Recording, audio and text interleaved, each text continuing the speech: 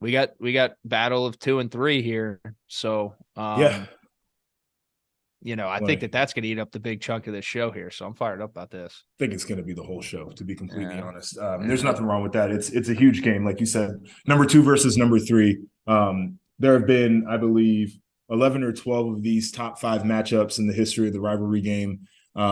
It's exciting, and I need to say this that this game is big because the players and the coaches made it big on either side because of what happened last year, because of the way that both of these teams have played up to this point. Like, this is going to be the biggest game of the college football season outside of the national title game. My humble opinion is maybe a homer take, but like we Yeah. have heavyweights going at it in this one.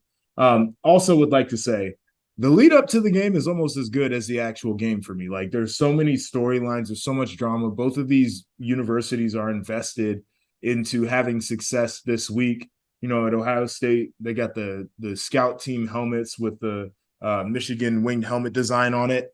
Up in Michigan, they had a board when I went there during training camp. It says, what have you done today to beat Ohio State? Like, both of these programs are fully invested year round in this game.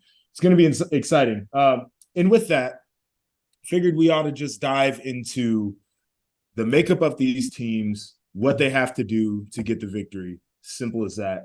Yeah. Michigan is heading on the road. The last time I checked, they were a 7.5 point underdog. So this is Vegas is expecting it to be tightly contested, as am I. Let's start here with Michigan. Luke Schoonmaker hasn't played. I believe Mike Morris was out last week. Donovan Edwards and Blake Corum were both out. I fully expect anybody who's even remotely close to playing to go. But with those injuries in mind, how impactful is that for this Michigan football team? Well, I think the one that stands out to me the most, and it's not taken away from any of these other guys, is number 2, Blake Corum, just because of how much of a load he's carried and how much of a safety blanket he's been specifically for the quarterback position. The offensive line's been playing great. Don't want to take anything away from that. But you and I have both talked at length at the type of runner Blake Corum is and the things that he does, the little things that he does, the patience he shows, the setting up of some blocks consistently for 4 quarters, always falling forward, always trying to figure out a way to get those extra yards that a lot of teams take for granted. He's a special player. And if he's not 100%, I think it's going to force this Michigan offense to be something that they haven't been all year, especially with how well this Ohio State defense has been playing up into this point. So for me, his ability to still be impactful and carry a load against a very physical, fast balls to the wall look that they haven't really been used to seeing from Ohio State. I think that's going to be a big factor in this football game.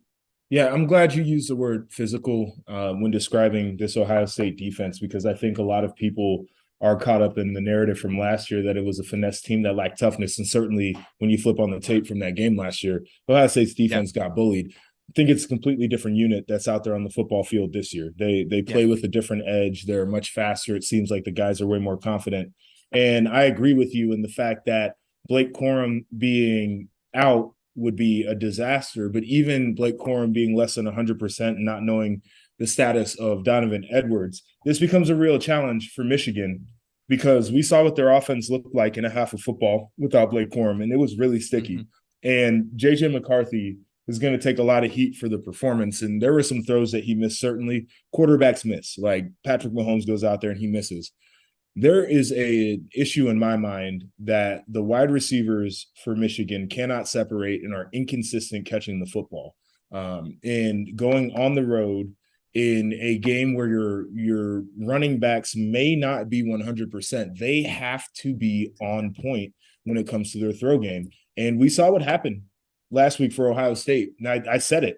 If there was one place I was going to test this Ohio State team, it's on the edges. It's with the cornerbacks and see if we can get Yeah. one-on-ones. And it doesn't look like Michigan's got that in their repertoire right now. I mean, they just don't. They haven't done it. I don't think it's the fact that they don't have the talent or the players with the actual physical skill sets to be difference makers, but they just haven't had to do it. And it's like one of those things, man. If you don't use it, you lose it. Throughout the year, you're consistently being involved in the run game. You're being asked to go dig out safeties. You're being asked to be very physical in a position that in today's day and age, and you look at the Ohio State side of the ball, is much more of a finesse, flashy, put asses in seats position. You're kind of being asked to be throwbacks, right? In this Right. Michigan scheme. Uh, and it's just it goes back to, I just wish throughout the year that they had shown a propensity to try things differently with some of these matchups that they had that could have been a little bit more favorable for them to put JJ McCarthy in some experimental situations, knowing that you can control the football game at the end of the day. But at the same token, man, as much as I do, that oftentimes in these types of games, with all of the buildup and everything that goes into it, you find some of these special performances that come out of thin air and come out of the blue almost. If you've been paying attention to teams, you have guys emerge. And that's what makes rivalry games so special to me. And I think you can talk a little bit more to this one. Someone's going to step up. I think it's going to, like you said, the pride, if you're even, if you're, if you're halfway healthy, you're playing this game. So Yeah. the pride and all of the effort that goes into this is going to be interesting. I think everyone's going to be running on high octane racing fuel on both sides of the football. So I think that's going to be good. But yeah, man, like kind of like what you were hitting on though with this Ohio State defense. Like I think last year I would have probably said that Ohio State's offense was the more physical side of the ball, and I think this year it's a complete 180. And I think their defense is the most physical side of the ball in their football team. And I don't think it's even close. Presents a little bit of an issue for their offense against a very physical Michigan defense, which I'm sure we're going to kind of get into as well. But Kirk Herbstreit said it today on the broadcast, and I think anybody who has played the game at any type of level here and has an understanding of this, it's going to come down to the trenches in this game. And Ryan Day even said it in his interview. We got challenged physically, and that's what we expect to come out and prove that. We've gotten better, and last year was kind of one of those flukes. So Yeah, it's very interesting as you get into that breakdown. There's one question I wanted to ask you, kind of coming off of that, with the Michigan pass game. Is it the chicken or the egg? And what I'm getting at there is, did they not experiment because they didn't feel like they had to, or did they not experiment because they didn't want to expose the fact that that's something that was underdeveloped within their game yeah, plan? They knew it coming in. I mean that's a great point, right? But at the end of the day, no matter the scenario, right? If Michigan wanted to take that next step in their development as a program, they needed to be a more complete team from that aspect, right?